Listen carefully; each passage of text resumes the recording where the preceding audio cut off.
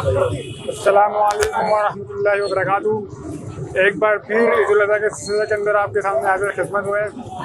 एक तो मंडी वो होती है शहर से बाहर होती है जिसको सरकार की तरफ से परमिशन होती है, लेकिन ये मंडी है स्ट्रीट मंडी। इस मंडी का सबसे बड़ा फ़ायदा ये है कि यहाँ पर पर्ची नहीं होती, ये टैक्स फ्री मंडी होती है और जो आसपास के इलाका मकीन होते हैं तो यहाँ से सवाल ले सकते हैं।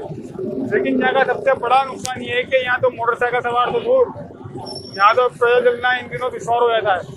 ये तो खैर रश अभी बहुत कम है, आखिरी दिनों के अंदर रश काफ़ी बढ़ जाएगा। ये जो जिस टुकड़े के अंदर हम खड़े हैं इसको के चारों तरफ मवेशी मंडी लग चुकी है।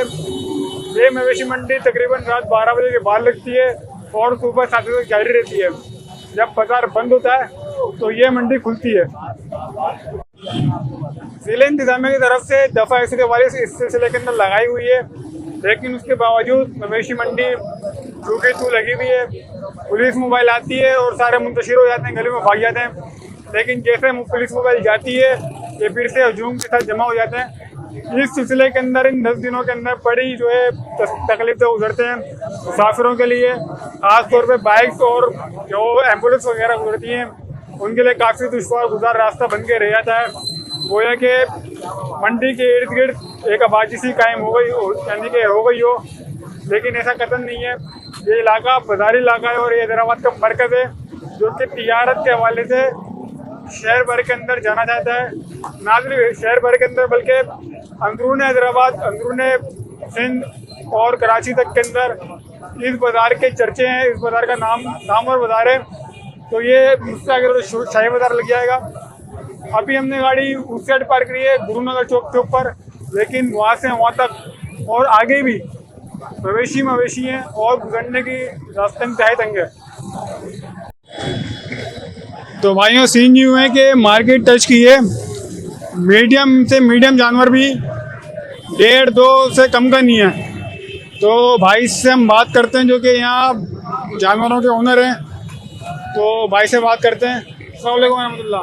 वालेकुम अस्सलाम वरहमतुल्लाह। भाई ये बताएं जानवर तकरीबन 1.5-2 के अंदर ही अंदर आ रहा है, मीडियम से अच्छा मीडियम ये इतना महंगा क्यों है? क्योंकि हमने जो लास्ट टाइम 90-80 का परचेज किया था वो तकरीबन 1.5-2 लाख का।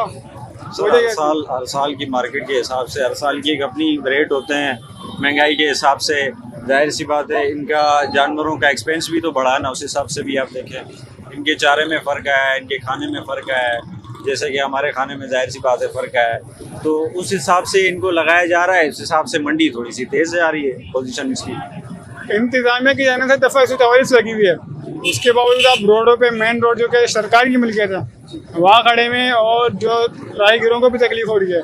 इस हवाले से ऐसा शहरी अगर आप उनकी जगह होते तो क्या करते हैं? सर देखें इसको कोई आजकल कोई 1-2 साल से तो है नहीं, ये एक 12-15 साल पुराना प्रोसेस है और बल्दिया का भी इशू तब से ही चलता हुआ आ रहा है जब से ये मंडी है। लेकिन जाहिर सी बात है पुराना है वो रिवायत चलती हुई आ रही है, पुलिस आती है, इंतजामिया आती है, हर कोई आगे पीछे हो जाता है। जाहिर सी बात है रोज़ी तो करनी है, कारोबार करना है, सब बैठे हैं, किसी ने अपनी जगह ली हुई है, कोई रोडों पे लेके निकला हुआ है, ऐसे काम यहाँ पे चल रहे हैं भाई। अच्छा ईमानदारी वाली बात। जी तो 1.5-2 लाख का जानवर है आपका, आप उसको बादाम पिस्ते अखरोट ये कहाँ से खिलाते हैं? क्योंकि जिससे भी बात करते हैं वो जानवर का रेट बढ़ाता है और ये बादाम पिस्ते बताता है। नहीं बादाम पिस्ते तो कोई नहीं खिलाता, ये खैर जिससे आपने कहा है वो गलत कहा है, बादाम पिस्ते की बात नहीं है, लेकिन हाँ अच्छे से अच्छा खिला सकता होगा भाई। इनके खुराकें पड़ी हैं, अच्छे से अच्छी खिलाते होंगे, बादाम पिस्ते तो कोई नहीं खिलाता। नहीं मीडिया पे सुनते रहते हैं एक वो भोलू पहलवान के वो पहलवान होते हैं कुछ वो खाते होंगे भाई, लेकिन यहाँ पे कोई ऐसा सीन नहीं है हमारे हैदराबाद में। तो फिलहाल दूसरी मंडियों में हो सकता है कोई खिलाता हो भाईजान, या इंसान नहीं खा सकता तो जानवर को क्या खिलाएगा सर। माशाल्लाह भाई से बात अच्छे मॉल के अंदर। अभी आप चलते हैं, जो रिकॉर्डिंग हमने की है वहाँ से लेकर वहाँ तक इंशाअल्लाह आपको दिखाते हैं और अल्लाह हाफ़िज़ नाज़िर।